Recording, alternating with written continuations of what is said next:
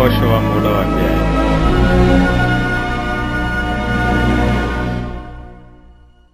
యెహోషువ వేకువన లేచినప్పుడు అతడును ఇశ్రాయేలీయులందరును షిత్తీము నుండి బయలుదేరి యొర్దానుకు వచ్చి దానిని దాటక మునుపు అక్కడ నిలిచిరి.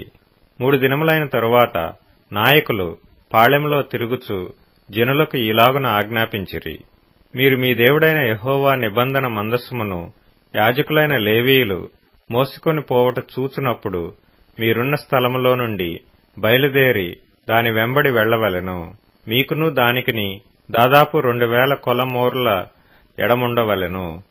మీరు వెళ్ళు త్రోవ మీకింతకు ముందుగా వెళ్లినది కాదు. మీరు దానిని గుర్తుపట్టవలెను. గనుక ఆ మందసమునకు సమీపముగా మీరు నడవరాదు. మరియు యెహోషువ, రేపు యెహోవా మీ మధ్య అద్భుత కార్యములను చేయును గనుక మిమ్మును మీరు పరిశుద్ధపరచుకొనుడని జనులకు ఆజ్ఞ ఇచ్చెను. మీరు నిబంధన మందసమును ఎత్తిపట్టుకొని ప్రజల ముందర నడువుడని యాజకులకు అతడు సెలవీయగా వారు నిబంధన మందసమును ఎత్తుకొని ప్రజల ముందర నడిచిరి. అప్పుడు యెహోవా యెహోషువతో ఇట్లనెను: నేను మోషేకు తోడైయుండినట్లు నీకును తోడైయుందునని ఇశ్రాయేలీయులందరూ ఎరుగునట్లు నేడు వారి కన్నుల ఎదుట నిన్ను గొప్ప చేయ మొదలుపెట్టెదను. మీరు యొర్దాను నీళ్ల దరికి వచ్చి యొర్దానులో నిలువుడని నిబంధన మందసమును మోయు యాజకులకు ఆజ్ఞాపించుము.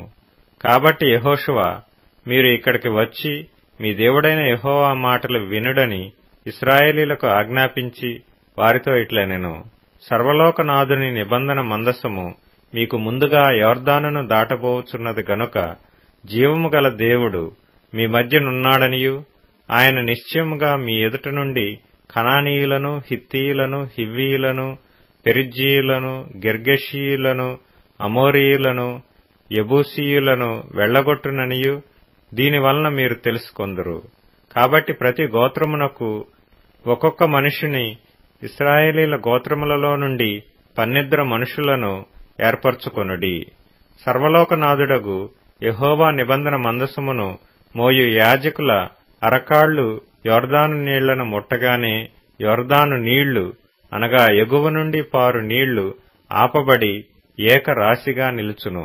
కోతకాలమంతయు యొర్దాను దాని గట్లన్నిటి మీద పొర్లిపారును.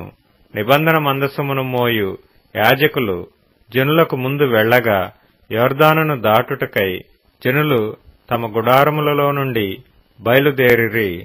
అప్పుడు ఆ మందసమును మోయువారు యొర్దానులో దిగిన తరువాత మందసమును మోయు యాజకుల కాళ్లు నీటి అంచున మునగగానే పైనుండి పారు నీళ్లు బహుదూరమున సారెతాను నొద్దనున్న ఆదామను పురమునకు దగ్గర ఏకరాశిగా నిల్చెను. లవణ సముద్రమును అరాబా సముద్రమునకు పారునవి బొత్తిగా ఆపబడెను.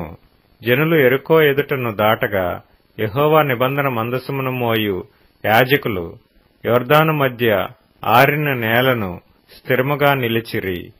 జనులందరూ యొర్దానును దాటుట తుదముట్టు వరకు ఇశ్రాయేలీయులందరూ ఆరిన నేల మీద దాటుచూ వచ్చిరి.